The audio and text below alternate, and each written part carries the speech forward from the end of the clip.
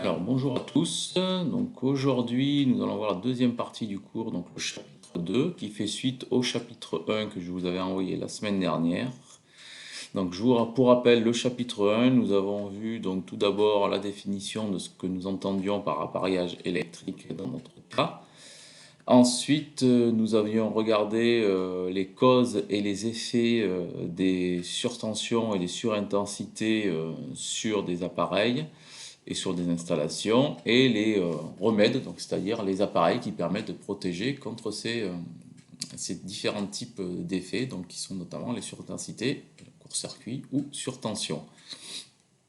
Ensuite, nous avions vu aussi les schémas, les représentations normalisées de différents types d'appareils que l'on va retrouver, et les différentes normalisations des schémas qu'on peut retrouver, donc schéma développé ou schéma unifilaire. Donc aujourd'hui, nous allons voir plus précisément donc, les appareils électriques. Donc c'est une liste non exhaustive. Donc nous allons voir les principaux, donc qui sont notamment, comme on va le voir ici. Donc, dans le chapitre 2, nous allons voir donc, les interrupteurs, les relais, les contacteurs, donc, relais de puissance et relais thermiques. Et on verra donc un type d'appareillage qui est un peu particulier, parce que notamment par rapport à son pouvoir de coupure, donc, qui est le sectionneur. Donc, tout d'abord, nous allons commencer par la première partie, donc sur les terminologies que l'on va employer dans ce chapitre. Donc, pour un appareillage de puissance, on va distinguer trois types de commandes. Donc, tout appareil fonctionne à partir d'une commande. Donc, on peut avoir une commande manuelle, c'est-à-dire où la manœuvre pour commander cet appareil est effectuée par l'intervention humaine, avec une action directement sur l'appareil de puissance à commander. Donc, si je prends un exemple, vous pouvez prendre un interrupteur qui commande une lampe. Donc il y a bien une action humaine qui va commander l'appareil de puissance. Donc ici, en l'occurrence, je vais vous prendre un pointeur. En l'occurrence, l'appareil de puissance, ici la lampe, et l'intervention humaine interviennent sur l'interrupteur. Donc ensuite, alors, on va enlever le pointeur. Donc ensuite, vous avez la commande semi-automatique. Donc là, on est entre la commande manuelle et la commande automatique. Donc c'est-à-dire qu'il va y avoir une manœuvre effectuée toujours par l'intervention humaine, mais qui va actionner un appareil intermédiaire. Donc un appareil, une commande électrique qui lui-même va actionner l'appareil de puissance. Donc il n'y a pas une action directe sur l'appareil de puissance, mais on a un intermédiaire entre les deux. Donc notamment, on verra donc, un bouton poussoir, donc l'action humaine, qui va actionner un relais ou un contacteur qui, lui, après, à partir de sa bobine, on verra qu'est-ce que c'est, commandera la partie puissante, donc la lampe. Donc il y a bien un intermédiaire par rapport ici à la partie commande manuelle stricte. Et enfin, la dernière, la commande automatique, où là, donc, comme son nom l'indique, il n'y a plus d'intervention humaine. Et donc là, on actionne directement l'appareil de puissance lorsque les conditions sont prédéterminées, donc généralement à partir de capteurs. Donc, vous pourrez prendre un exemple de capteur de température qui commande un relais de chauffage. Comme chez vous, vous pouvez avoir un thermostat qui va actionner ou non la partie puissance, donc c'est-à-dire la chaudière pour faire fonctionner le chauffage.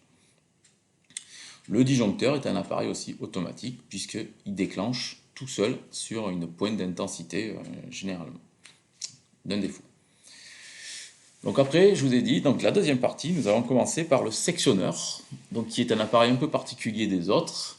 C'est un appareil de séparation des circuits. Donc là, je vous ai mis quelques photos, donc le schéma normalisé du sectionneur, comme on avait pu voir dans le chapitre 1.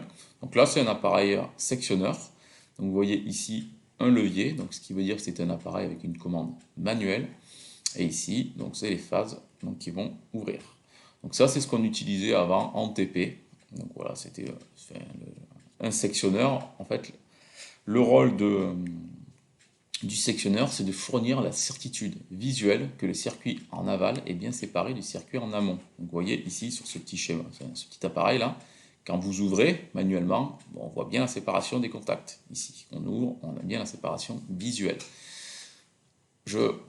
J'attire votre attention sur la certitude visuelle. Quand vous prenez un disjoncteur, quand il va couper, on suppose qu'il sépare les circuits amont et aval, puisqu'il ouvre le circuit. Par contre, c'est une boîte noire. On n'a pas la certitude visuelle. Et donc, il y a quand même un risque, donc on le verra par la suite, sur quelques exemples, que la coupure ne s'effectue pas à 100%, à chaque fois à 100%. Donc là, le sectionneur, lui, est là pour montrer que visuellement, il y a bien une ouverture. Donc c'est un rôle de protection. Alors les sectionneurs sont utilisés pour effectuer à vide, donc là aussi attention, à vide, les manœuvres d'isolement des lignes pour l'entretien, pour les visites ou les réparations. Donc si vous reprenez le chapitre 1, le dernier exercice, en haut je vous avais mis, donc le premier c'était des sectionneurs, des maltes, des sectionneurs de mise à la terre.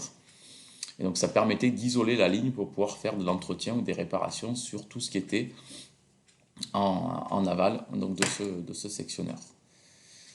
Donc les autres emplois, ça sert aussi à réaliser des aiguillages électriques entre différents réseaux. Donc vous verrez, je vous montrerai une vidéo où effectivement on aiguille, vous savez aussi dans le chapitre 1, l'exercice, on avait deux lignes de distribution et on choisissait l'une ou l'autre en fonction de la ligne qu'on voulait pour alimenter l'installation.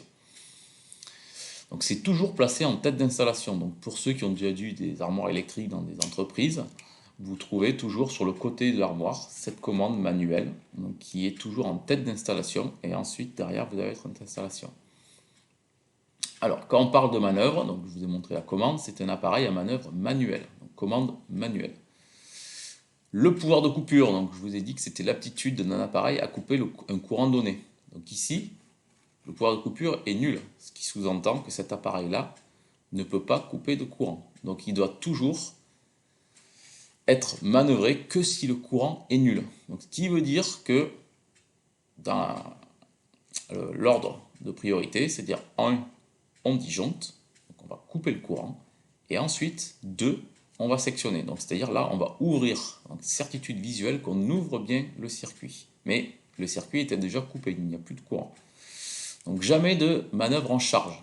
C'est-à-dire qu'il ne faut jamais oublier de disjoncter quand on sectionne. Parce que si on sectionne alors qu'on a du courant, ça veut dire qu'il va couper le courant, mais il n'est pas dimensionné pour. Vous voyez ici, aucun dispositif d'extinction d'arc. Donc ça veut dire que l'arc peut volatiliser, donc détruire complètement l'appareil, et éventuellement, selon les puissances que vous avez en jeu, il y a des risques pour le personnel. Donc je vais vous montrer une vidéo ici. Vous allez voir. Donc, je vais vous la remettre après, ici. Donc voilà, vous voyez ici, c'est sur des réseaux de distribution. Donc, comme on peut voir des fois, si vous passez dans les grandes rues ou généralement sur les autoroutes, on voit des grands centres de distribution. Vous voyez, un disjoncteur, un sectionneur qui s'ouvre alors qu'il est en charge. Vous voyez l'arc électrique? Et vous voyez la hauteur que, pour regarder là, le pylône. On va regarder, je vais couper. Donc vous voyez ici, le sectionneur s'est ouvert alors que le circuit était toujours en charge. Donc vous voyez, un arc électrique qui ne s'arrête pas. Vous voyez, ça dure quelques secondes, puisque il n'est pas fait pour couper. Donc la distance est fixe. Donc l'arc électrique, lui, va continuer. Et ensuite, vous voyez, regardez la hauteur qu'il a par rapport au pylône. Donc on monte à quelques dizaines de mètres. Et regardez ici. Voilà. Donc là, c'est du personnel. Alors est-ce que c'est une erreur humaine?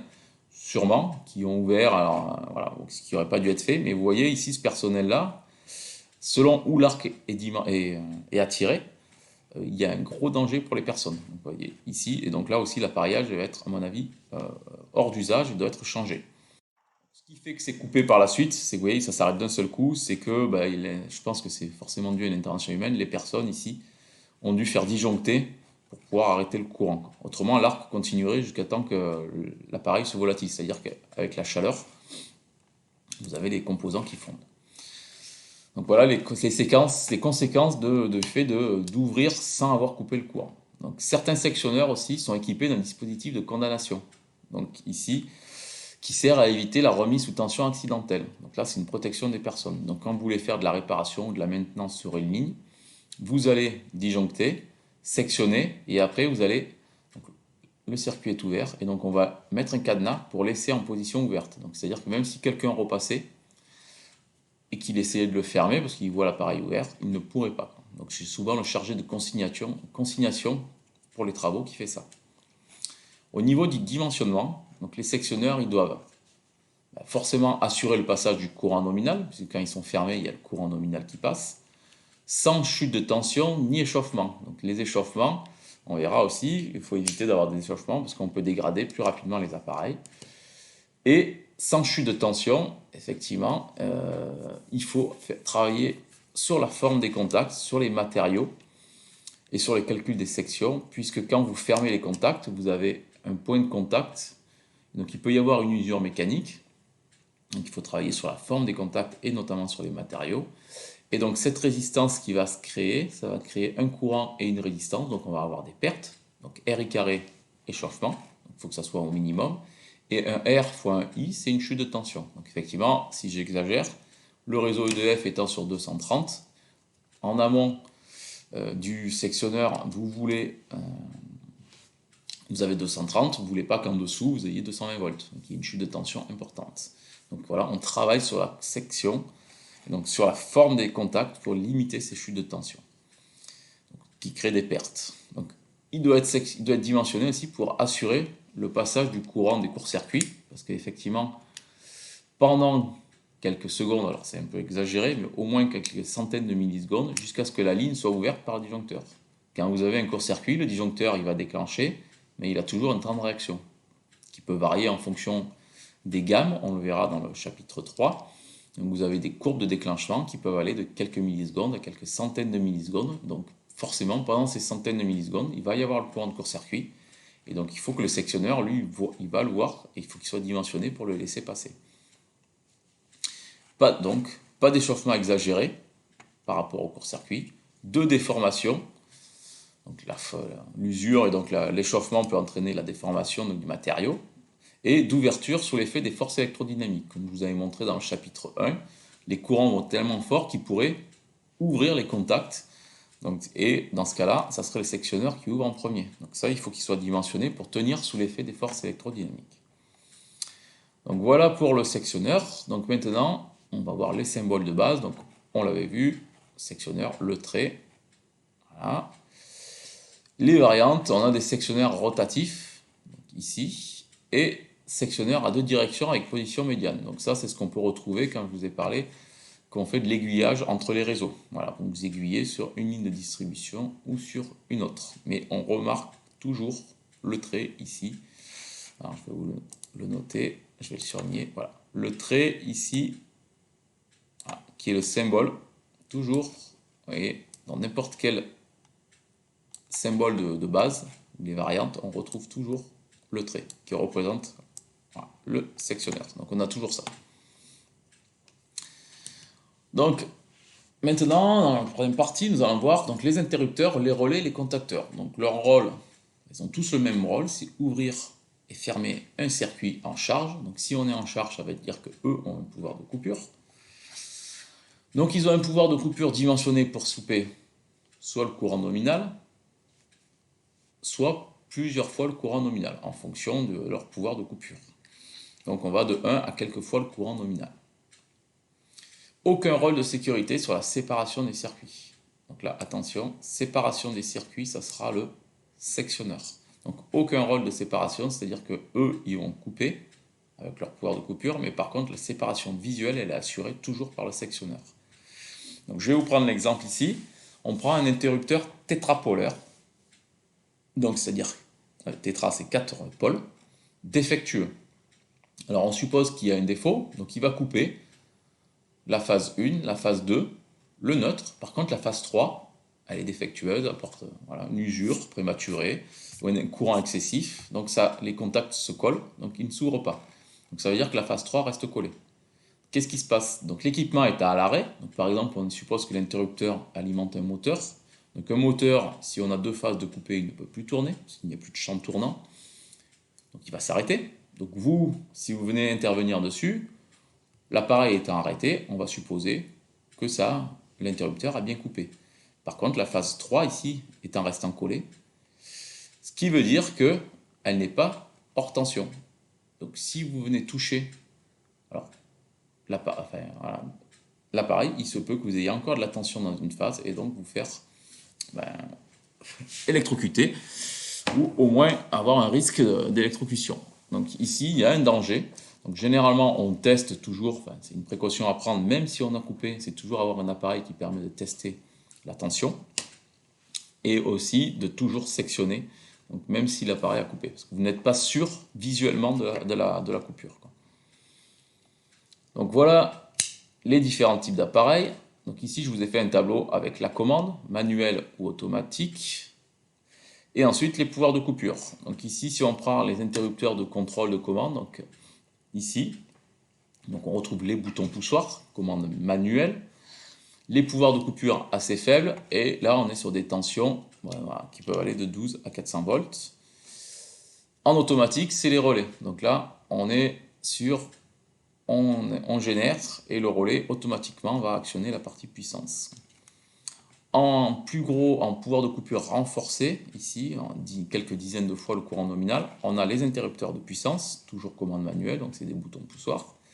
Ou ensuite, en automatique, ce sont les contacteurs. On verra par la suite les contacteurs. Donc là, tension élevée, donc là on est plus sur la partie commande, ici, basse tension, et là on est sur des tensions élevées et fort courant. Donc là on a un dispositif d'extinction d'arc. Pour, on va dire, les interrupteurs de puissance, qui sont, on va dire, un peu plus les plus complexes à dimensionner, donc on manœuvre simultanément sur les trois pôles. Si c'est du triphasé, 4 s'il y a le neutre, ou si on est en monophasé sur les deux. Donc tous les pôles sont ouverts en même temps. S'il y a un défaut sur une ligne, on ouvre tous les pôles. C'est un mécanisme à rupture brusque. Donc quand on ouvre, ça se fait, alors forcément il y a des constantes de temps mécaniques, mais on le fait le plus rapidement possible pour étirer l'arc électrique. Donc je vous ai dit, ce qui permet de couper, c'est d'étirer l'arc électrique et éventuellement de venir souffler dessus pour accélérer l'extinction. Et voilà le soufflage de l'arc.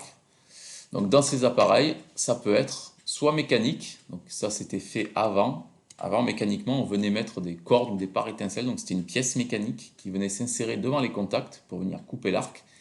Par contre, forcément, quand on insérait ces pièces, donc il y avait une usure mécanique, et les pièces étaient toujours en contact avec l'arc, donc il y avait une usure un peu prématurée, ou des matériaux constitués pour tenir les points chauds, et donc il y avait un coût, mais qui réduisait quand même, vu qu'il y avait de l'usure mécanique, la durée de vie. Donc ensuite, il y avait du pneumatique, donc c'est-à-dire souffler l'arc, donc là qui était moins coûteux, et donc on se base plus maintenant sur des technologies avec du pneumatique, donc où on vient souffler l'arc pour accélérer l'extinction. Et donc les contacts, ils sont protégés contre l'effet de l'arc, donc les matériaux, les traitements, donc les contacts qu'on utilise, l'ouverture et la fermeture, c'est eux qui sont en contact avec l'arc. Quand vous ouvrez, l'arc électrique, il a les deux contacts, et donc effectivement, vous avez des points chauds, puisque vous passez un courant et une tension. Et donc il faut que les matériaux soient utilisés, donc ils ont un traitement spécifique qui est assez coûteux, mais qui permet de rallonger la durée de vie de l'appareil pour pouvoir tenir des contacts.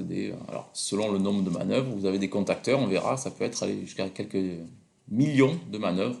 Donc forcément, des millions de manœuvres, ça veut dire qu'à chaque fois vous coupez un arc, et donc il y a une chaleur qui se dégage, donc le matériau doit être fait pour que ça tienne le plus longtemps possible. Alors au niveau des représentations, au niveau de l'interrupteur, vous avez des boutons poussoirs, donc ça je pense que vous avez déjà tous vu cette représentation là, d'un bouton poussoir.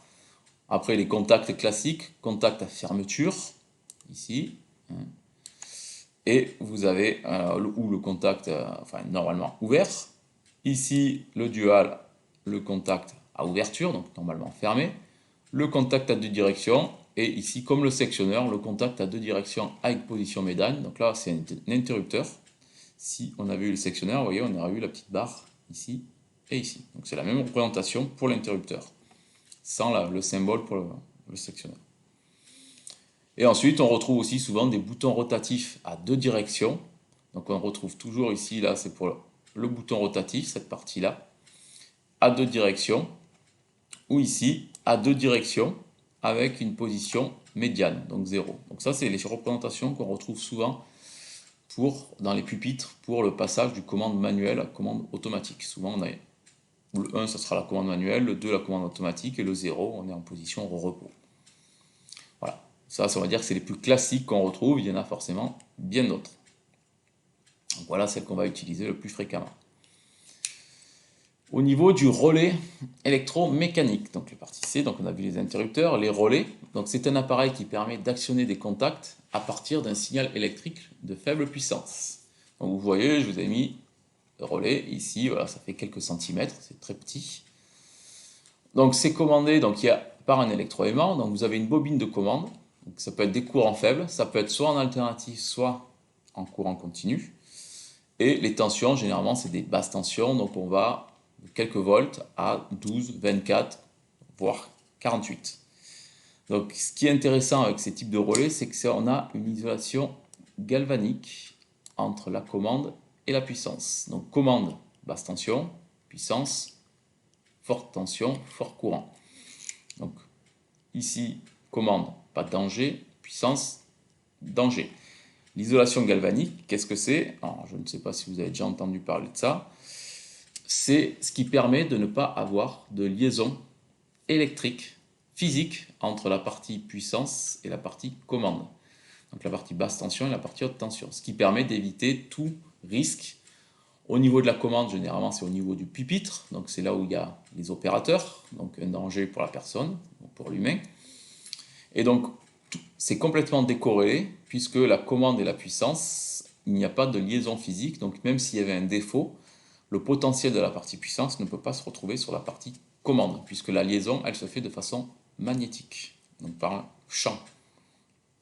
Donc voilà le principe de fonctionnement. Donc ça, c'est un schéma de principe. Ici, vous avez le contact ouvert. Alors attendez, je vais prendre un pointeur. Ici, on voit que les contacts sont ouverts, et ici, vous avez les contacts fermés. Alors, ici, vous avez un support. Ici, vous avez votre contact fixe, la lame fixe, et ici, vous avez le contact mobile. Le but étant d'ouvrir et de fermer. Donc, comment ça se passe? Vous avez votre bobine, donc le circuit magnétique, posé sur un circuit magnétique. Vous avez un courant, ici. Et donc, le principe, c'est que le courant, ici, de votre circuit magnétique augmente. Ça va être la règle du flux maximal. Donc, ici, il faut que j'enlève le pointeur. Donc lorsque le flux augmente, le flux augmente lorsque l'entrefer va diminuer. Donc l'entrefer, c'est la partie où vous avez du vide ici et donc ici pour votre circuit magnétique.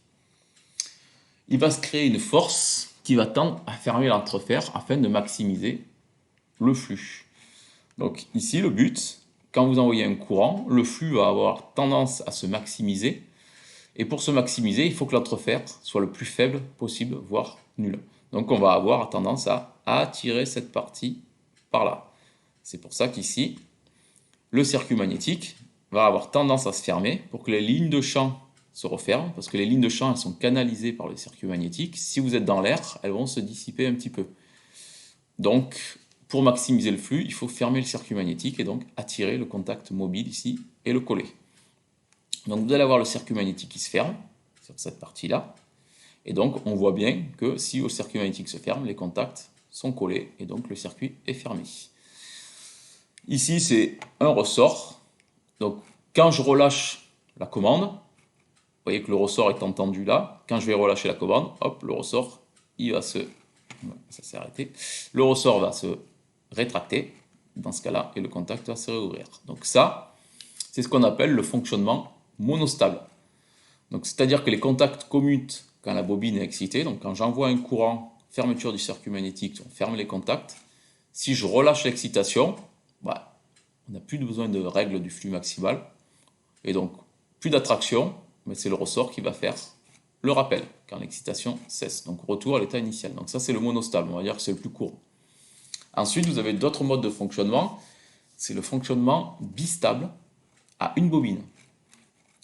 Donc là, on a les contacts qui commutent quand la bobine est excitée, donc pareil, et l'état est maintenu quand l'excitation cesse.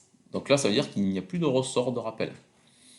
Et donc, par contre, pour revenir à l'état initial, c'est-à-dire pour ouvrir les contacts, il faut que la bobine doit être excitée en inversant la polarité. Donc c'est-à-dire qu'au lieu de créer un flux attractif, on va créer un champ ou un flux répulsif.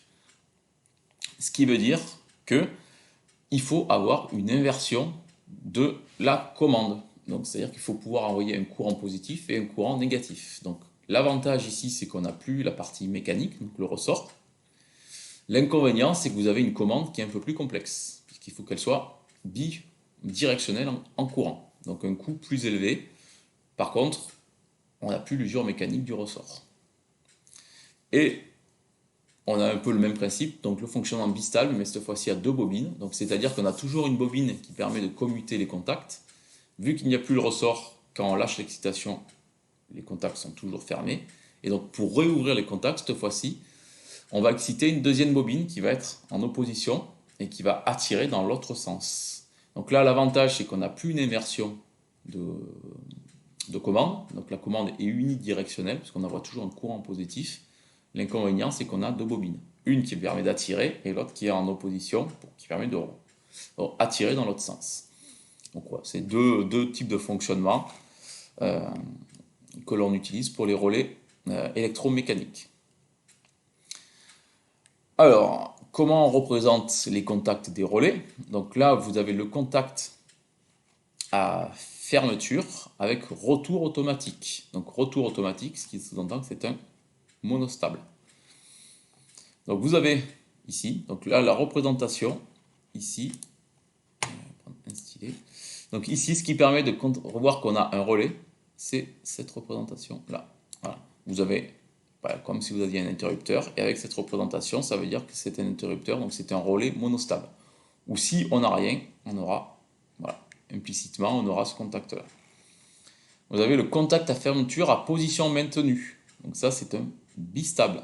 Donc là, c'est ce petit arc de cercle qui va permettre de dire qu'on a un relais bistable. Et par contre, le dual de celui-là, donc là, ici, entre celui-là et celui-là, contact à fermeture, contact à ouverture, vous avez la même représentation avec la barre qui veut dire qu'on est normalement fermé, mais toujours à retour automatique, donc bistable, monostable. Pardon. Donc voilà les représentations, on va dire, les plus classiques qu'on va retrouver. Donc le symbole du relais. Le relais, vous avez le symbole de la bobine, ici. Je vais revenir. Donc la bobine, et la bobine, quand elle est excitée, elle va commander votre contact. Donc ici, implicitement, si on a ce contact-là, ça veut dire que c'est un relais monostable, donc avec un retour avec un ressort. Donc les contacts et la bobine de commande peuvent être situés dans des emplacements séparés sur le schéma. Donc le repérage se fait par le nom. C'est-à-dire qu'ici, vous avez une bobine K1. Tous les interrupteurs qui vont s'appeler K1 seront commandés par cette bobine. Alors, je vais vous montrer un exemple. Ici, si on revient sur le chapitre 1, sur le schéma développé, vous voyez ici que j'ai une bobine KM1.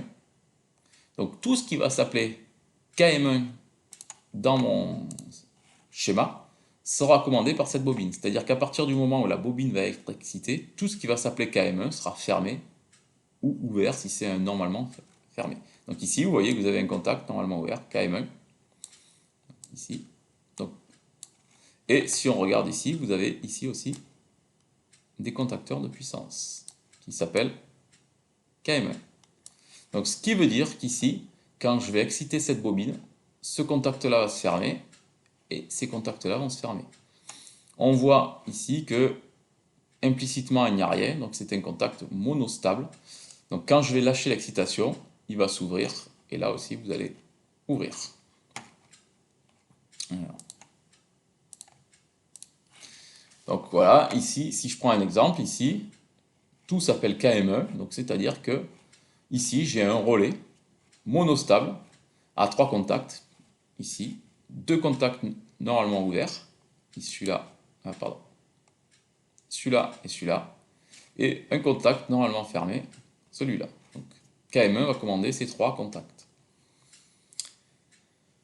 Donc qu'est-ce qu'on peut faire avec ces relais? Donc, effectivement, ça c'était alors ils sont toujours utilisés, mais on les utilisait beaucoup avant, maintenant moins, parce qu'on a des appareils qui nous permettent d'avoir on va dire un gain de place dans les armoires électriques et qui sont beaucoup plus fiables et fonctionnels.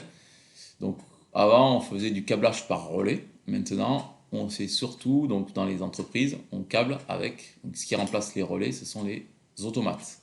Donc, même un petit automate, vous avez des multitudes d'entrées et de sorties qui remplacent toutes ces fonctions de relais. Par contre, pour des petites fonctions de base, on va utiliser quand vous n'avez pas besoin de beaucoup d'entrées et de sorties. Quand c'est un petit circuit, on utilise toujours quelques relais actuellement. Donc, notamment, on les utilise pour les fonctions mémoire. Donc, qu'est-ce que c'est qu'une fonction mémoire? Donc ici, on va faire un petit exercice.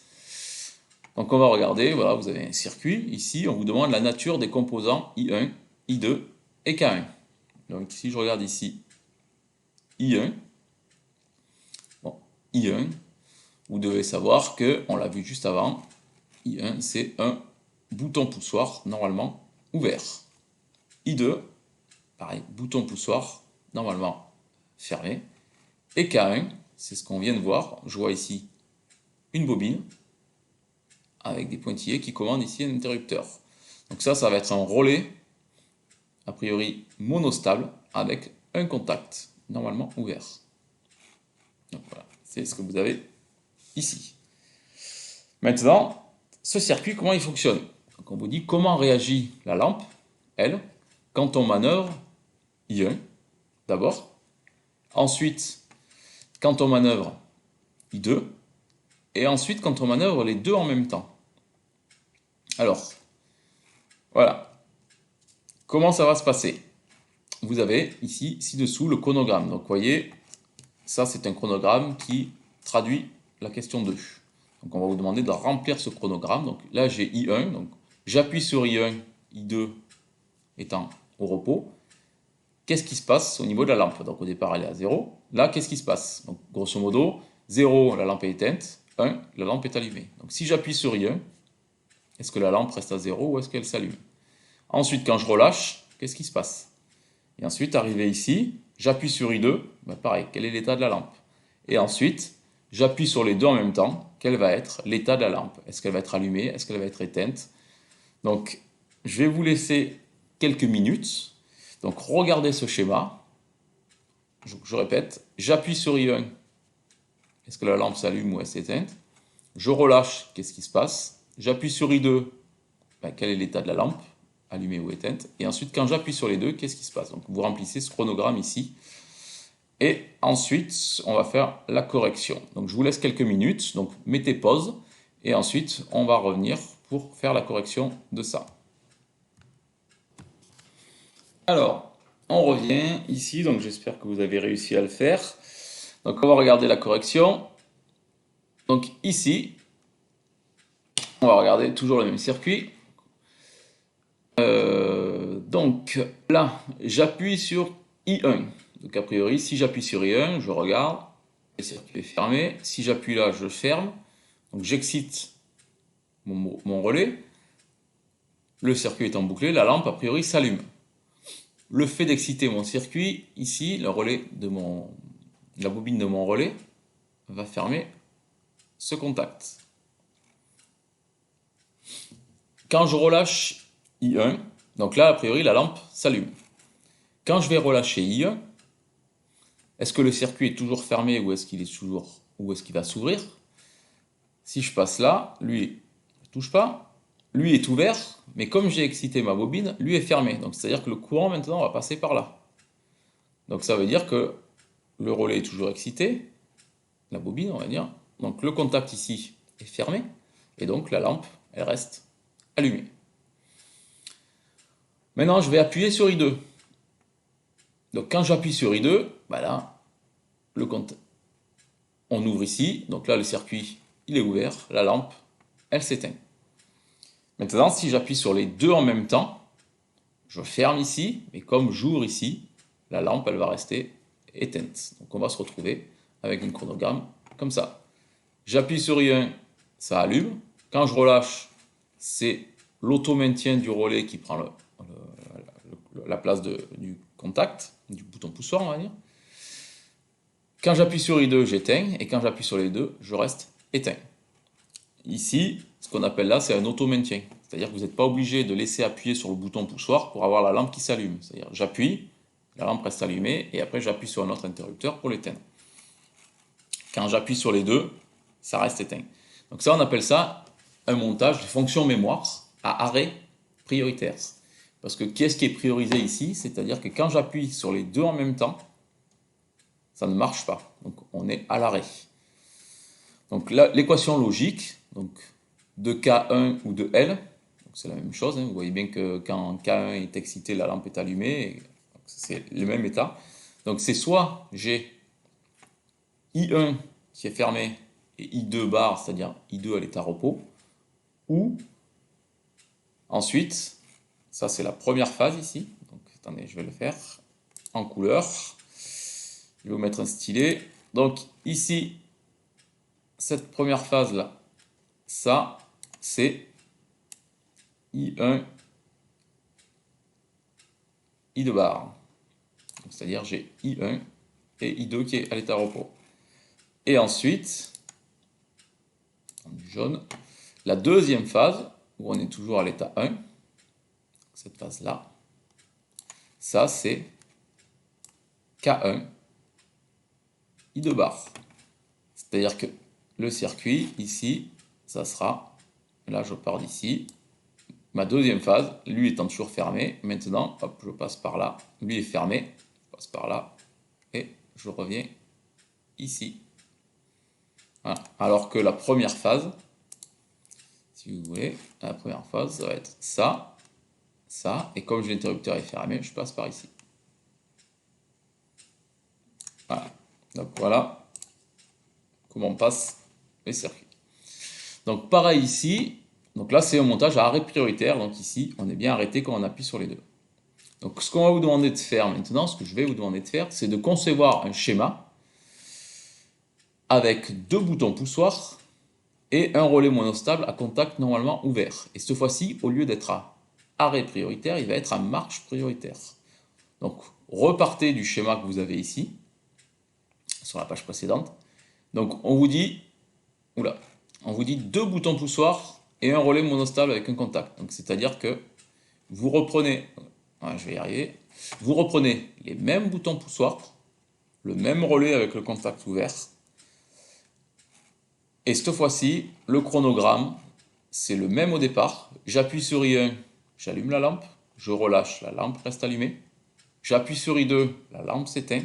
Mais cette fois-ci, comme on est à marche prioritaire, quand je vais appuyer sur les deux, la lampe va s'allumer. C'est-à-dire que je vais être en marche. Alors que tout à l'heure, quand j'appuyais sur les deux, j'étais à l'arrêt, arrêt prioritaire. Donc là, on vous demande en fait de changer ici, juste d'avoir marche prioritaire. Autrement, le reste ne change pas. Donc, vous gardez les mêmes composants, donc les mêmes interrupteurs, les mêmes boutons poussoirs, excusez-moi, le même relais, le même contact.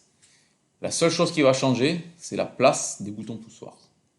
Essayez, donc pareil, je vais vous laisser 5 minutes, donc arrêtez la vidéo, repartez de ce schéma et regardez comment vous pouvez positionner vos boutons poussoirs pour que, ici, quand j'appuie sur les deux, ça fonctionne, mais que ça ne change pas. Ici, ça ne doit pas changer, et là, je dois juste avoir de la marche prioritaire. Donc, je vous laisse encore 2 minutes, enfin 5 minutes, et ensuite, on reprend la correction.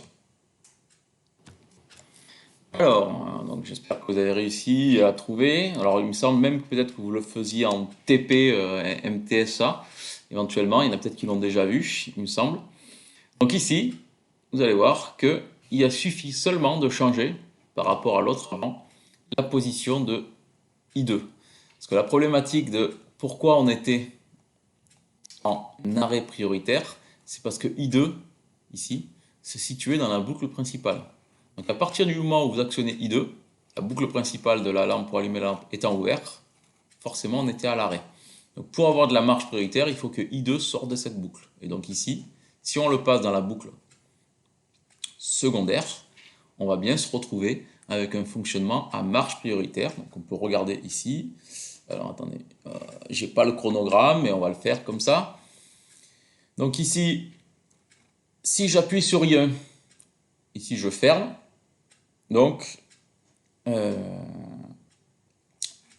circuit est fermé, la lampe s'allume. J'alimente aussi la bobine de K1, donc ça veut dire qu'ici, K1 va être allumé. Donc le temps que ici I1 est appuyé, le courant il va passer à la fois par là, et une fois que j'ai excité la bobine, il va passer aussi par là. Quand je relâche I1, ben la bobine, vu que le courant passe par là, elle est toujours excitée. I2 est fermé. Donc dans la deuxième phase, on passe par ici. Ensuite, j'appuie sur I2. Donc j'ouvre ici. I1 étant ouvert, le courant ne peut pas passer par là. Ici, c'est ouvert, il ne passe pas, la lampe s'éteint. Et ensuite, quand j'appuie sur les deux, même si j'ouvre ici, comme je ferme I1, ça alimente bien la lampe et la lampe reste bien, s'allume bien, pardon. Donc on est bien en marche prioritaire cette fois-ci. Donc l'équation logique, ici, donc on va faire, alors on va prendre le stylet. Donc le premier, c'est quand j'appuie sur I1. Donc le premier circuit, ça va être ça. Première équation logique, c'est I1, simplement. Et la deuxième équation, ça va être K, I de bar. Quand je relâche I1, le courant, lui, hop, il va passer par là. Vu qu'I1 est fermé et ouvert, il ne peut pas passer. Mais par contre, I2 étant à l'arrêt, K1 étant excité, il va passer par ici. Donc ça, c'est ce que vous avez. Alors, attendez, je ne vois plus où est le pointeur. Voilà. C'est ça. Et le premier circuit, voilà, c'était ça. Donc voilà à quoi servent un petit peu ces relais électromécaniques. Donc on peut utiliser, vous voyez, c'est des fonctions simples, hein, on va allumer des lampes, fermer des lampes. Maintenant après quand on passe sur des, voilà, on a juste une sortie là, donc une lampe, une partie puissance. Maintenant après quand on a énormément, quand on commence à avoir plus de sorties, on va prendre des automates, donc qui vont permettre de travailler plus facilement et d'avoir un gain de place et surtout un gain de fiabilité puisqu'on a plus de parties mécaniques. Alors maintenant nous allons voir les contacteurs. Donc contacteurs qu'on appelle aussi relais de puissance, parce qu'on va, le principe de fonctionnement est exactement le même. On va exciter une bobine de la même manière, mais cette fois-ci on va commander des contacts de puissance, donc dans la partie puissance, alors que les relais se situent toujours dans la partie commande. Donc on a des relais de commande, ceux qu'on vient de voir, et on a des relais de puissance ou contacteurs. Donc ces contacteurs, ils possèdent plusieurs contacts principaux, qu'on appelle généralement des pôles. C'est des contacts de puissance avec un soufflage d'arc. Eux, ils ont un pouvoir de coupure assez élevé. Et ces contacteurs, ils peuvent éventuellement avoir plusieurs contacts auxiliaires, donc sans soufflage d'arc, comme le relais. Donc là, c'est des contacts qu'on va retrouver dans la partie commande. Donc si je reviens vite fait un peu sur ce qu'on a vu, alors attendez, je vais essayer de vite le retrouver. Voilà, si je reviens ici, KM1, c'est un contacteur de puissance. Donc vous voyez, la bobine, principe de fonctionnement exactement le même. Les pôles principaux dans la partie puissance, donc là on voit bien que c'est le contacteur, ici, donc là soufflage de l'arc, parce qu'on a un pouvoir de coupure, et des contacts auxiliaires ici qu'on retrouve dans la partie commande, ici, commande. Donc ici vous avez un contact auxiliaire qui sert d'auto-maintien. Donc voilà, on va revenir.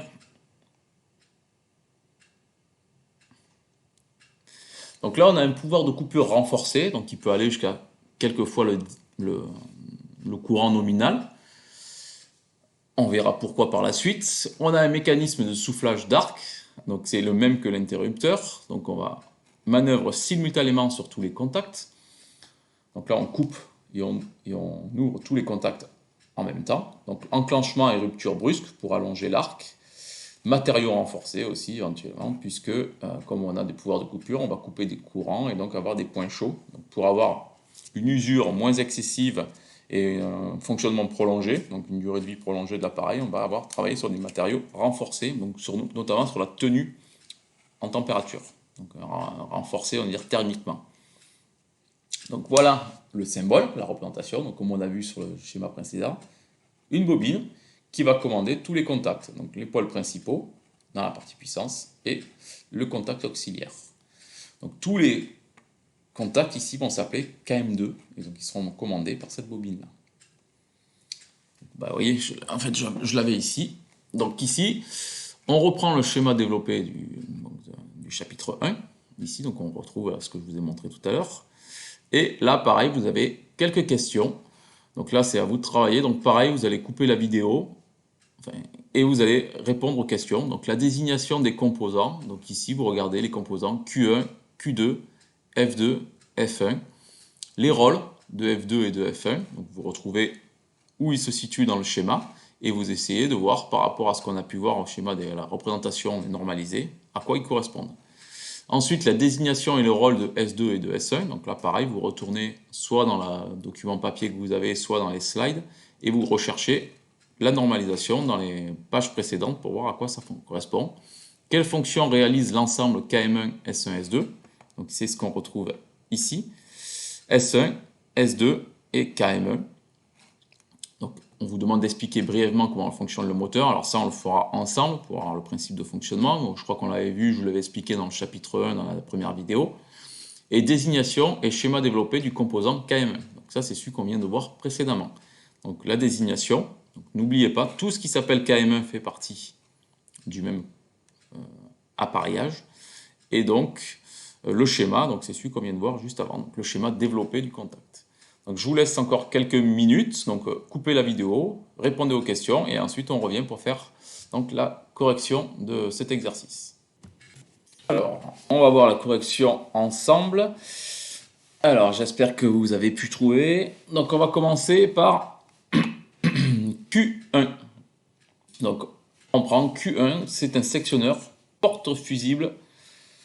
On voit qu'il est tripolaire ou triphasé, à 2 contacts auxiliaires avec une commande par levier. Donc, c'est bien une commande manuelle. Donc, si je reprends ici, donc vous voyez bien ici, sectionneur, porte-fusible, triphasé.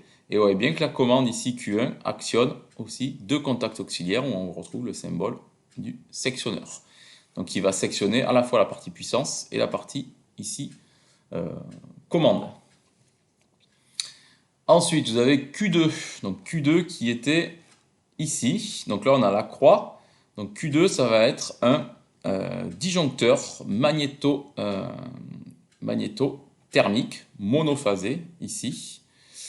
Donc après, je vous mettrai la correction, comme ça vous aurez le temps de copier. F2, alors ici, F2, on voit que c'est une ancienne représentation, on voit que c'est des fusibles, ici. Et F1, donc si je regarde F1, ici, c'est le symbole du thermique, donc c'est un relais thermique triphasé, et je vous ai dit, attention, la représentation se fait à partir du non, et donc F1 ici, voilà, c'est un relais thermique triphasé avec un contact auxiliaire normalement fermé. Donc il va permettre de couper la partie commande. Donc on regardera le principe de fonctionnement. Donc je vais vous mettre tout ça. Donc ici, donc voilà, Q2, disjoncteur magnétothermique, F1 relais thermique avec un contact auxiliaire. Son rôle, donc c'est mettre hors tension le moteur lorsque la température dépasse une valeur limite. Donc c'est-à-dire qu'ici, le relais thermique, donc on verra son fonctionnement après dans la suite du chapitre 2, son rôle c'est de couper donc lorsqu'il y a une élévation de température, c'est-à-dire lorsqu'il y a un courant qui devient supérieur au courant nominal pendant un temps trop élevé. Donc c'est-à-dire qu'on va avoir un échauffement excessif et donc on va thermiquement détecter quelque chose et donc donner l'ordre de couper pour éviter d'endommager le moteur. Je vous rappelle, un moteur, s'il a une plage de fonctionnement, s'il dépasse de 10 degrés sa température de fonctionnement nominale, sa durée de vie est divisée par 2. Donc, le relais thermique sert à assurer la protection, donc la durée de vie du moteur. F2, c'est des fusibles, donc le rôle de protection, donc protection du réseau, éventuellement aussi du transformateur, du primeur de transfo, contre des surintensités. Surintensité, pardon. Donc je vous laisse copier ça. Donc de toute façon, vous pouvez faire pause. Hein, et puis copier. Donc ce qui est intéressant, c'est surtout la correction. Donc là, la question 2, désignation et rôle de S1 et de S2. Et on vous demande quelle fonction réalise l'ensemble KM1, S1, S2. Donc on vous demande, et après d'expliquer brièvement le fonctionnement. Donc, je vais revenir au schéma. Donc ici, S2, donc vous voyez bien que S2, ici, c'est un bouton rotatif à 2 positions plus une position médiane. Et donc vous voyez ici, c'est noté, 1 ça va être la position auto, 2 c'est la position manuelle, et 0 c'est la position repos ou arrêt. Donc bouton rotatif, donc bouton poussoir rotatif, ici, la position rotatif, à 3 positions. S1, il est ici, ça c'est un bouton poussoir normalement ouvert. Et on vous demande d'expliquer brièvement quelle fonction réalise l'ensemble KM1, S1, S2. Donc vous voyez bien que S1 est ici, KM1 est ici, et vous avez S2 qui est là. Donc quelle fonction réalise ce système? C'est une fonction mémoire, puisque quand j'alimente KM1 ici, Quand je vais appuyer sur S1, je vais fermer ici, en supposant que S2 est en position manuelle, donc dans la position 2. Si j'appuie sur le bouton poussoir, j'alimente KM1, je ferme ce contact, donc le courant va passer à la fois ici et ici. Quand je relâche, on continue d'alimenter. Donc KM1 il sert d'auto-maintien. Donc c'est une fonction mémoire. Et est-ce qu'il est à arrêt ou marche prioritaire? C'est-à-dire que quand j'appuie sur les deux en même temps, qu'est-ce qui se passe? Est-ce que je ferme ou est-ce que j'ouvre le montage? Donc je vais vous mettre la correction. Donc ici, S1, S2, et c'est une fonction à arrêt prioritaire, donc arrêt, il n'y a pas de E. Vous pouvez barrer le E, je pense, il me semblait l'avoir corrigé, mais a priori non. Donc ici, hop, hop. Donc c'est une fonction réalisation à arrêt prioritaire. Donc ici qui est réalisée, fonction mémoire à arrêt prioritaire. Puisque si j'appuie sur les deux, je vais fermer le bouton poussoir S1, mais S2, c'est-à-dire que je vais l'ouvrir, puisqu'il est dans le circuit principal. Donc je vous avais dit, si on est dans le circuit principal, on est à arrêt prioritaire. Donc si je reviens ici, vous reprenez la correction, vous voyez bien que pour être à marche prioritaire, il aurait fallu que ici, ce bouton soit là. Et là, forcément, j'aurais appuyé sur les deux, j'aurais fermé ici, donc peu importe ce qu'il y avait là, j'aurais alimenté ici. Comment fonctionne le moteur? Donc brièvement, on ferme le sectionneur, le disjoncteur est fermé. Ici, tant que KM1 est ouvert, le moteur ne peut pas être alimenté. Donc c'est KM1 ici est commandé par la bobine, donc dans la partie commande. Donc ici, une fois que j'ai fermé le sectionneur, j'ai fermé le disjoncteur, le relais thermique, a priori il n'y a pas d'échauffement, donc lui il est normalement fermé.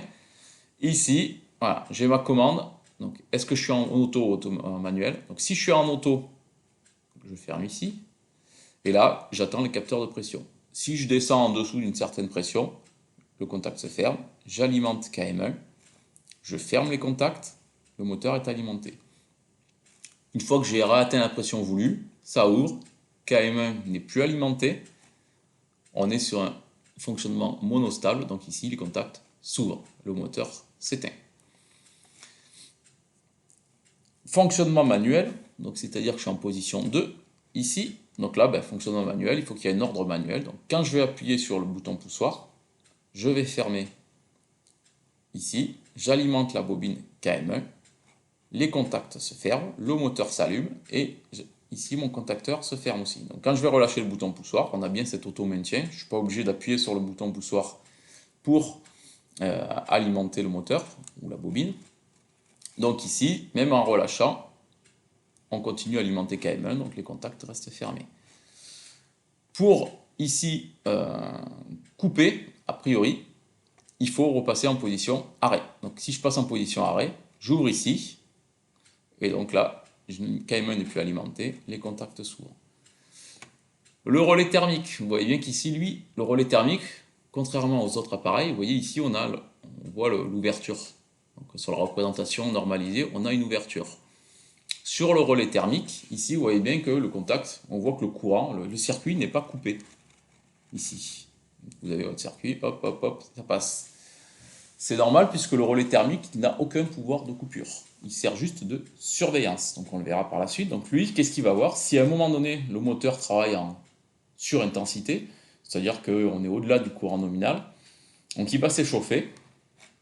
Donc le relais thermique va détecter une surélévation de la température et à un moment donné, il va dire c'est trop haut, je coupe. Enfin, j'envoie un ordre.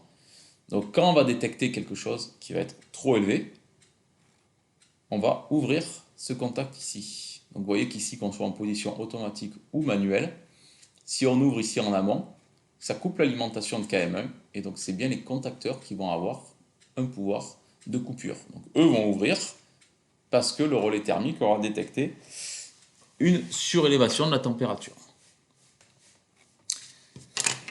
Donc la dernière question, désignation et schéma développé de KM1. Donc là, KM1, on repère tout ce qui s'appelle KM1 et on le regroupe. Donc KM1, on a vu que c'était un contacteur. Alors, attendez, hop, je reviens. Donc ça, je peux vous laisser comment ça s'appelle, la correction. Bon, de toute façon, vous pouvez faire un arrêt, une pause. Comme ça, vous l'avez ici. Alors, je vous l'affiche. Voilà, donc vous pouvez mettre en pause. Et ensuite, on va passer à la désignation au schéma DOP. Donc, KM1, on a dit que c'était un contacteur triphasé, ou tripolaire, avec un contact auxiliaire dans la partie commande, qui est normalement ouvert. Et voici donc la représentation du schéma développé, la bobine, les contacts principaux et le contact auxiliaire. Et ici, vous devriez mettre aussi, si on veut être réglo, alors on va changer la couleur par contre. Voilà. Ici, vous devriez avoir aussi des pointillés tout le long, puisque c'est la bobine qui commande tous ces contacts. Voilà. Donc voilà la représentation donc du schéma développé de KM1. Donc maintenant on va passer à un autre exercice, donc une autre installation ici. Donc voilà, ça va être un peu le même principe, vous avez des questions, vous devez reconnaître des composants. Et donc là la première question, on vous demande, alors attendez parce que là j'ai un problème avec la souris, quel effet produit l'échange de deux phases sur une machine tournante triphasée? Donc ici si vous voyez le moteur, vous voyez ici que vous avez alors attendez, je vais enlever ça. Voilà. C'était le stylet qui gênait. Donc ici, vous voyez que ici, si KM1 est fermé, donc je suis en direct, donc j'alimente mon moteur dans un sens. Et vous voyez qu'ici, si KM1 est ouvert et que je ferme KM2, bah vous voyez que la phase 1, elle est sur la phase 3. Et donc la phase 3 va être sur la phase 1. La phase 2, elle, n'ayant pas changé. Donc on a inversé la phase 1 et la phase 3. Donc quel rôle ça va avoir sur la machine d'inverser les deux phases, si j'alimente par KM1 ou par KM2? Ça va juste inverser, vu qu'on va inverser le champ, ça va inverser la rotation donc, de la machine. Donc ça sert, si j'alimente par KM1, on va dire que je suis dans le sens direct, si j'alimente par KM2, je suis dans le sens inverse. Donc je vais avoir un sens de rotation et un anti-sens de rotation dans le sens inverse. Donc répondez aux autres questions. Donc désignation et rôle des composants Q1, F1, désignation et rôle des composants de S1, S2, KM1, KM2 et les schémas développés. Donc c'est un peu ce qu'on vient de voir jusqu'à présent. Donc pareil, vous mettez en pause, vous répondez aux questions, donc à ce que vous savez répondre, et ensuite on va faire la correction juste après. Donc, je vous laisse 5 minutes. Alors j'espère que vous avez pu répondre à un certain nombre de questions. Alors on va regarder maintenant, donc on a la question 2, donc la désignation et les rôles des composants donc de Q1 et de F1. Donc on va partir sur F1, on va dire que c'est le plus simple pour l'instant.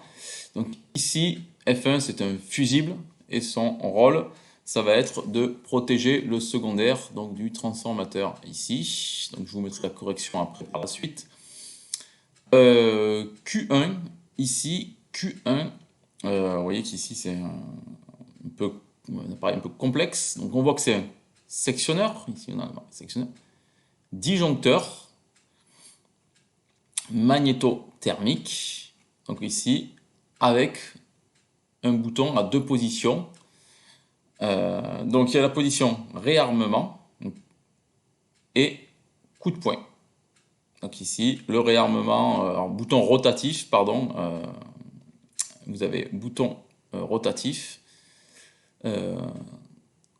Ici le signe rotatif, ici, et donc ici, et donc ça fait le réarmement et le coup de poing. Donc coup de poing, c'est-à-dire c'est comme sur les boutons poussoirs que vous avez, bouton poussoir, coup de poing, comme vous avez sur les tables de TP, bouton rouge, coup de poing. Alors maintenant ils sont en réarmement avec une clé, pour que vous ne puissiez pas les réarmer vous-même. Avant c'était juste des fois le bouton rotatif, donc il suffisait de les tourner pour qu'ils se remontent et donc ils réenclenchent. Donc avant, il y avait certains boutons où il n'y avait pas besoin donc justement de clé. Donc je vais vous mettre ici, voilà, donc sectionneur, disjoncteur, triphasé bien sûr, magnétothermique, bouton à position, coup de poing, donc c'est l'arrêt d'urgence, et rotatif, c'est le réarmement.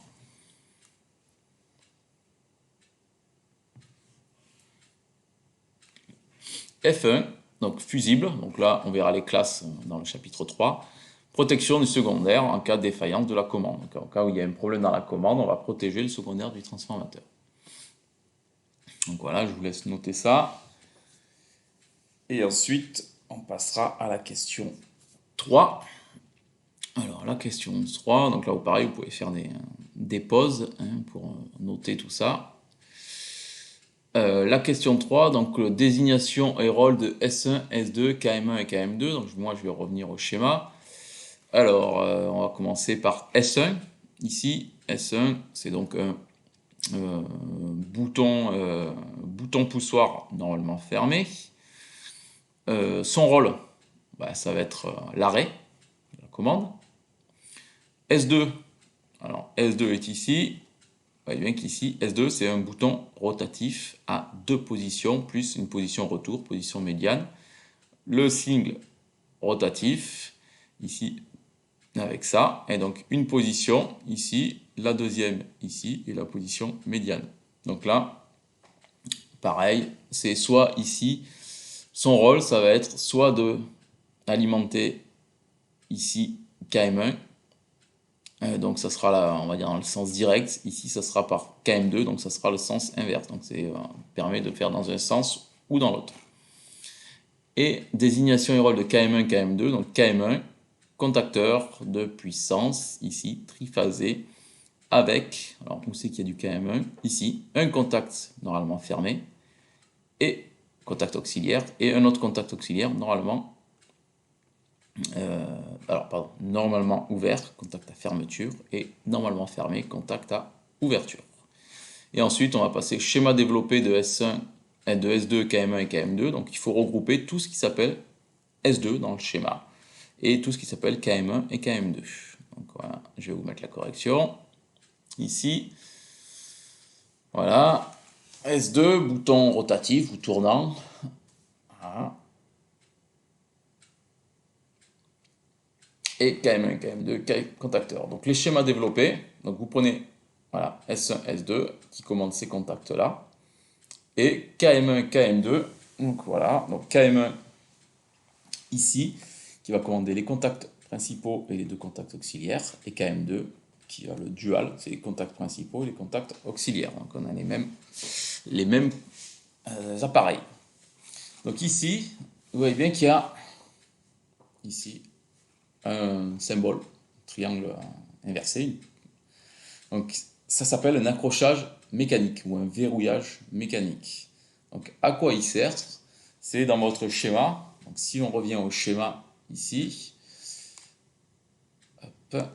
Donc si vous revenez au schéma, vous voyez bien que si je ferme KM1, il ne faut surtout pas que KM2 soit fermé en même temps. Parce que si je fais ça, je court-circuite directement. Donc là, je fais un court-circuit franc. Directement là, en tête d'installation, donc le plus élevé possible.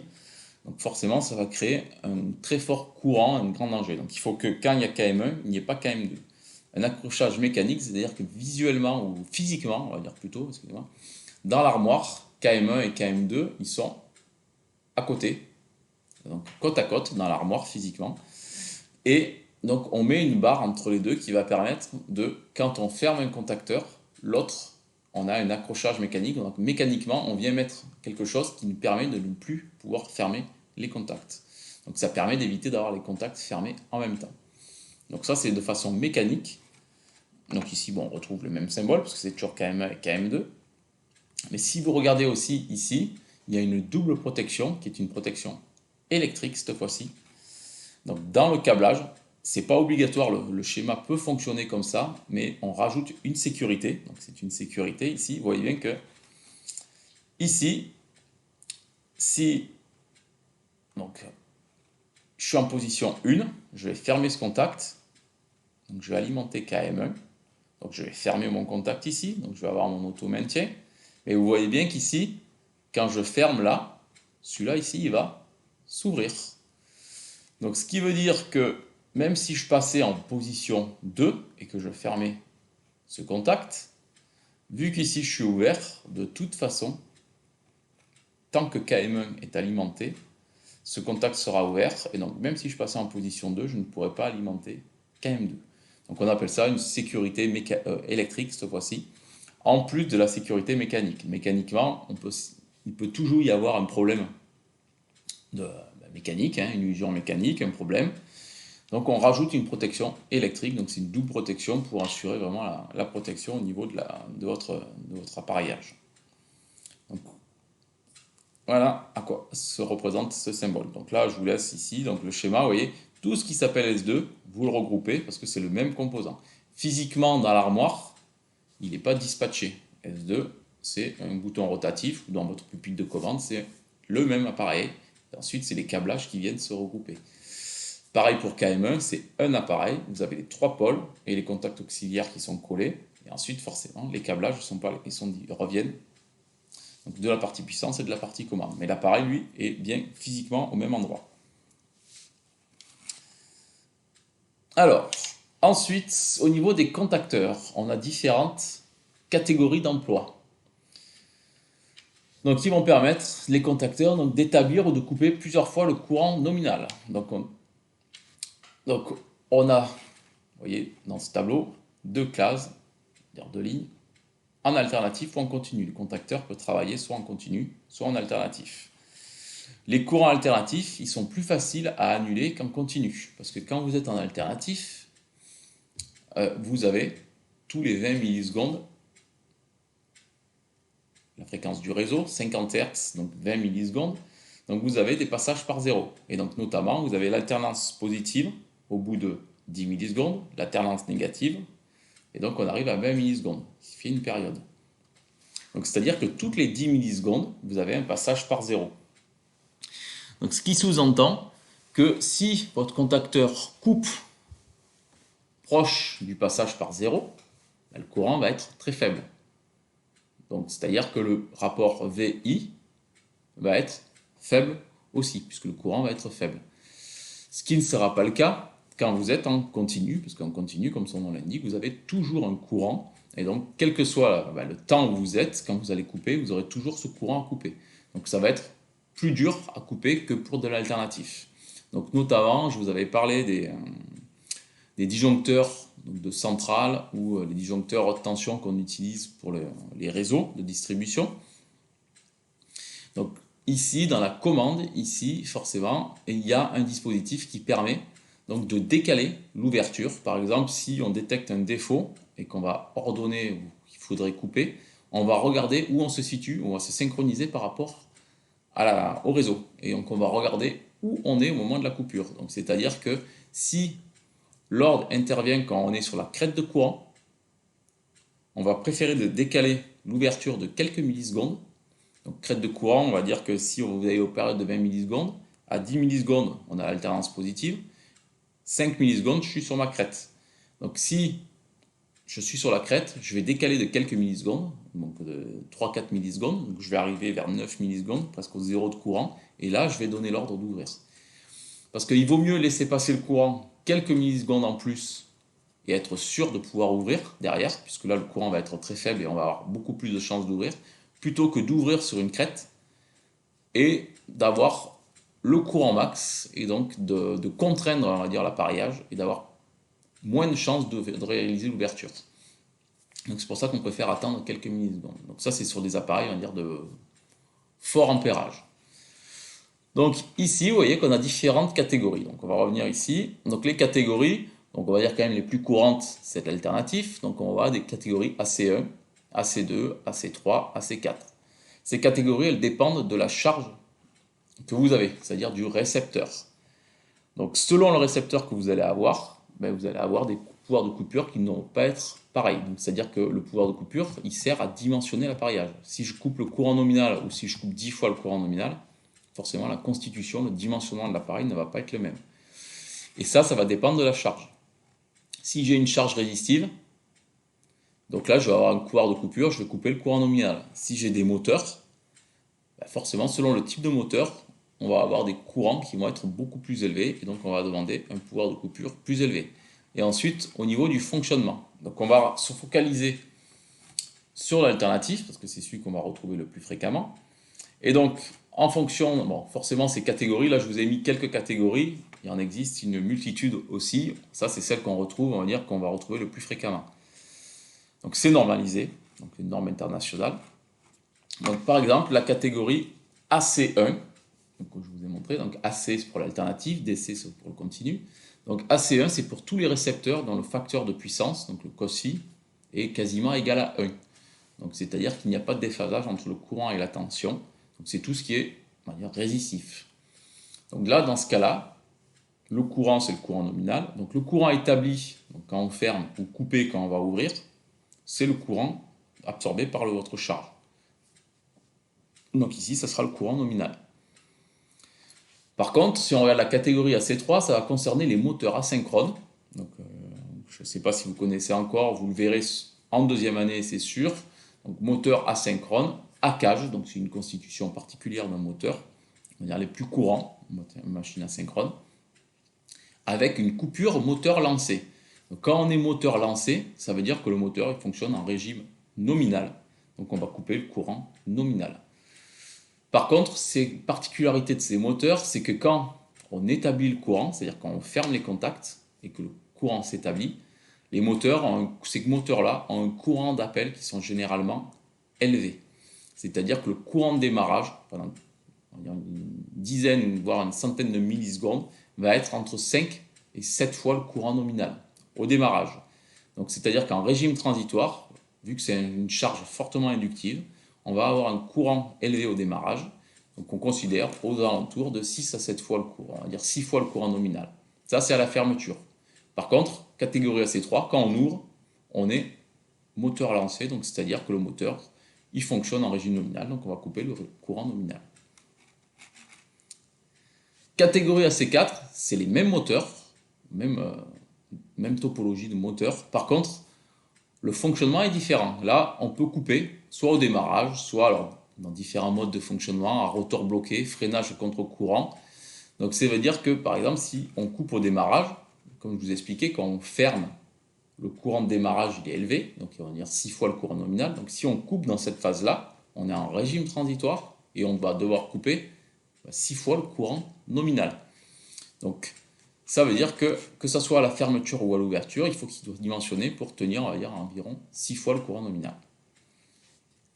Donc ça, on va voir après, on va faire un petit exercice qui va nous permettre de voir après comment on choisit les contacteurs en fonction de votre cahier des charges ou en fonction de votre charge et de son mode de fonctionnement. Et la catégorie AC4, donc ça, c'est des moteurs asynchrones, mais avec un autre mode de fonctionnement. Ils sont à rotor bobiné, donc à aimant. C'est une autre topologie, on va dire, de fabrication de moteurs, où les courants d'appel sont moins élevés. Donc, les machines asynchrones à cage ont la particularité d'avoir des courants d'appel au courant de démarrage assez élevés. Ici, on a des courants d'appel qui sont moins élevés. Et la situation, par contre, c'est tout type de fonctionnement. Donc, on peut couper au démarrage. Donc ici, à l'ouverture et à la fermeture, on va avoir jusqu'à, en moyenne, c'est entre 2 et 3. Donc, on prend 2,5 fois le courant nominal. Comment ça s'utilise? Donc ici, on va prendre un exemple. On considère un moteur asynchrone à cage. Donc là, déjà, ça définit plusieurs catégories, mais on en élimine certaines. Alimenté par un réseau triphasé 415 volts, 50 Hz. Le régime nominal, c'est en cos-phi, 0,737. Et on vous dit que la machine, elle sert à faire des démarrages et arrêts et inversion de sens forcé fréquent. La durée de vie souhaitée du contacteur, on souhaite qu'il fasse au moins 200 000 manœuvres. Et on va demander quelle référence on va choisir, quel contacteur on va choisir. Donc ici, je vous ai mis une doc. Donc, des contacteurs en fonction du courant. La durabilité électrique, c'est-à-dire le nombre de manœuvres que peut supporter un contacteur en fonction du courant.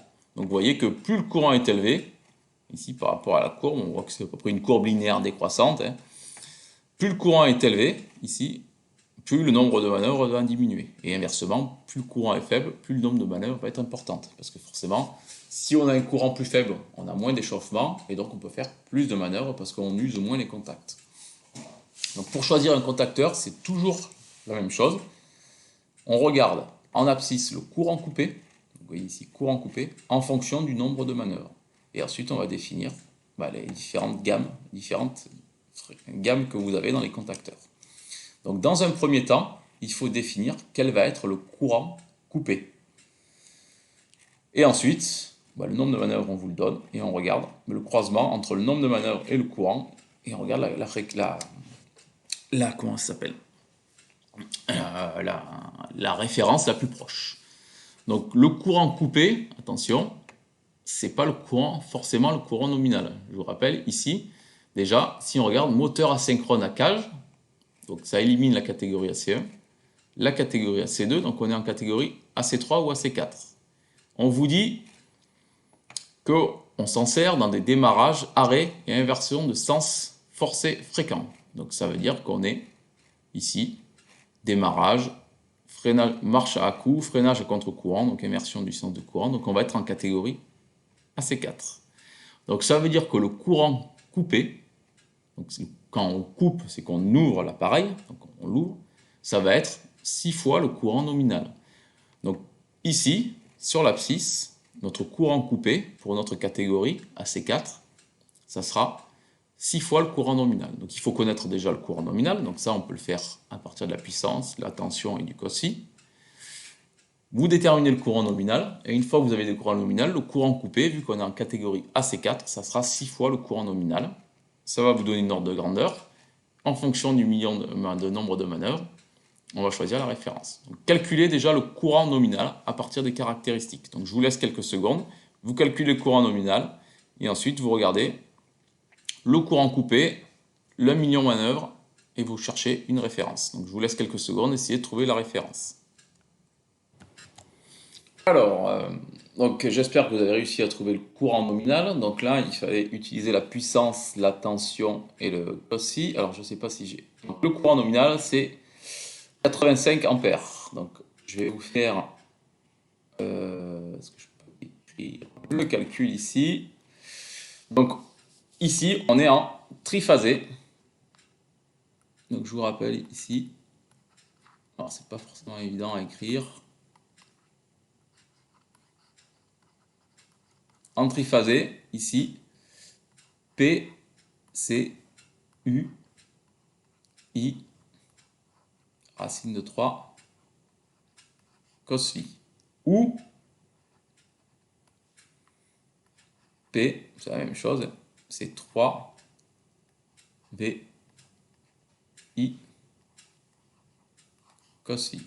V étant la tension simple, U la tension composée. Et le rapport entre les deux, V, tension, voilà, ici il m'a fait tension simple. Attendez, je vais enlever ça, je pense que ça gratte. Et U, tension composée. Et le rapport des deux, c'est U, c'est égal à V fois racine de 3. Donc effectivement, si je pars de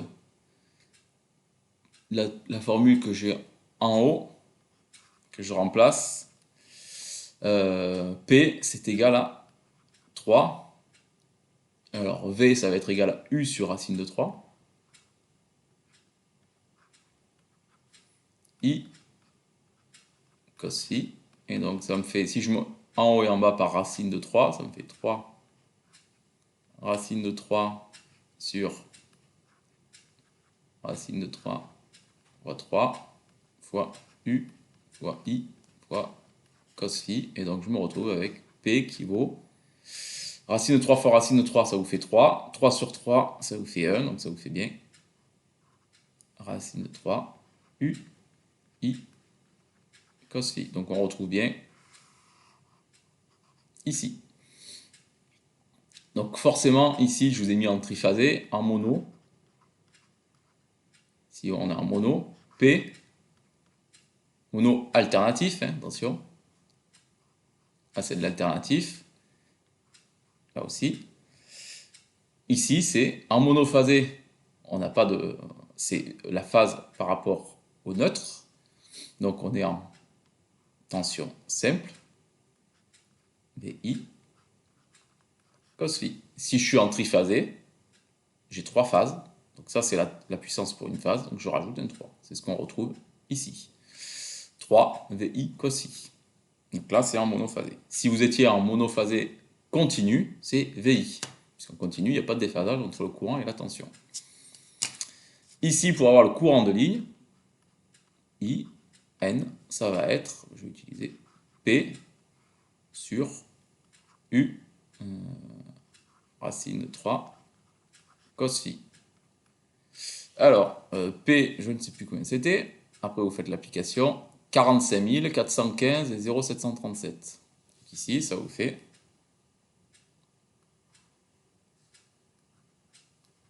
1, 2, 3.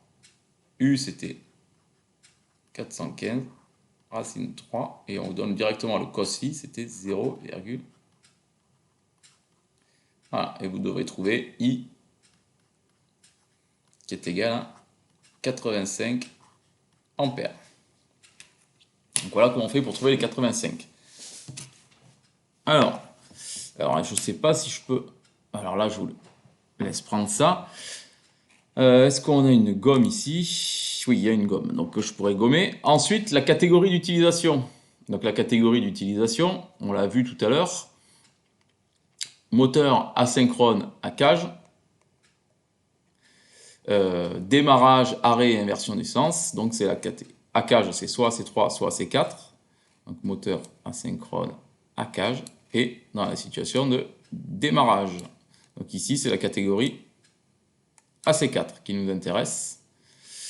Donc AC4, c'est ce que je vous mets ici. Et donc, là, je vais effacer ce que j'ai écrit parce qu'on ne voit plus rien. Donc vous pouvez faire pause si vous n'avez pas fini de noter. Ici, hop. Donc ici, catégorie d'utilisation de type AC4, donc le courant coupé. Donc c'est 6 fois, on a dit, le courant nominal. Donc 6 fois 85, c'est égal à 510. Donc maintenant, si je vais regarder ici sur mon schéma, donc je sais que mon courant coupé ici c'est 510. Je vais essayer de me placer. On va prendre le stylet ici. Donc à 510, donc voilà, là on est à 500, donc on est un peu plus loin que ça. Et je sais que je veux tenir au moins 200 000 manœuvres. Donc ici on est en millions. Donc 0,2, ça me fait 200 000. Donc ici, je suis ici jusqu'au croisement. Donc on va être à peu près, mon point ici, 510 et 200 000, on va être à peu près là. Donc celle qui correspond, je vais changer de couleur. Attendez, j'y arrive pas. Hop, voilà. Donc la courbe qui correspond, ça sera la plus proche au-dessus, donc celle-là. Et donc la référence, ça va être un LC1F225. Puisqu'ici, vous voyez bien, 500 ampères le courant coupé, donc je suis là. 200 millions de manœuvres, 200 000 manœuvres. Ici, donc 0,2. Voilà. Mon point est là. Et donc la première courbe la plus proche, c'est celle-là. Donc voilà comment on fait pour choisir un contacteur. Donc ça sera toujours les mêmes types de courbes. On fera des exercices en TD. Donc pour définir les catégories et donc pour recalculer le courant coupé. Et donc de toute façon, ici, toujours souvenir que en abscisse, c'est le courant coupé et pas le courant nominal. Donc ici, il faut connaître la catégorie d'utilisation pour définir le courant coupé. Donc voilà, la référence ici, donc je vous la note, c'est celle que je viens d'entourer. Je vais effacer un peu ce qu'il y a dessus. Voilà, le contacteur LC1F225, qui convient pour notre mode de fonctionnement. Donc voilà comment on fait pour choisir un type de contacteur. Alors, on va s'en arrêter là pour aujourd'hui. Donc on a vu une bonne partie du chapitre 2. On continuera la semaine prochaine sur une prochaine vidéo. Donc on finira le chapitre 2 sur les différents types de relais, notamment les relais temporisés et les relais thermiques. Et ensuite on passera sur le chapitre 3 où on regardera donc les deux appareillages qui vont servir à protéger protéger contre les surintensités, donc que sont les fusibles et les disjoncteurs, avec un petit exercice à la fin pour dimensionner les appareillages qu'on va retrouver dans une installation complète.